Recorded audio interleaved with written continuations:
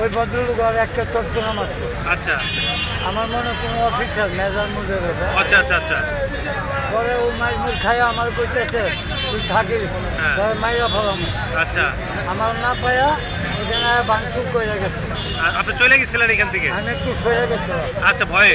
আমার ওই security guard বললো কি হ্যাঁ ভাইয়া তুমি আমার কাছে এসে বলো হ্যাঁ তুমি আমার লগে থাকো আমি দেখবো।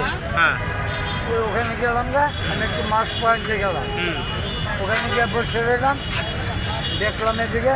সকালে আমি শুনলাম 5:30টায় আমার ঘুম ভাঙছে 6টা। আমি দেখলাম মিজান আসছে।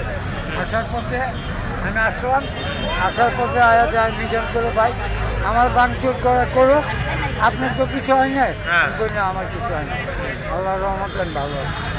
এই এই ঘটনা আসলে কারা এরা কারা? এই চাঁদাবাদ সন্ত্রাসী। সন্ত্রাসী? আচ্ছা আচ্ছা না টাকা আমি না আরও কয়েকজনকে নিউজ লইছি, হ্যাঁ, সে বললো এর কাজ যে এটা আর কোনো কর্ম করে না, হ্যাঁ। আর চাঁদাবাজি করে হ্যাঁ। আর কাফালিং করে আলাদা। এই আচ্ছা কিন্তু আমি বললাম কি সেই বললো না সে লোকাল বাসিন্দা। ও আচ্ছা আচ্ছা আচ্ছা আচ্ছা থ্যাংক ইউ। আপনার তো কোনো ক্ষয়ক্ষতি হয়নি? আমার মনে করেন একটু কোমরে ব্যথা পাইছি, এই আর কি। মারামারি গেছে না, হ্যাঁ। একটু হাতে ব্যথা পাইছি। আচ্ছা আচ্ছা আচ্ছা এই যাক থ্যাংক ইউ।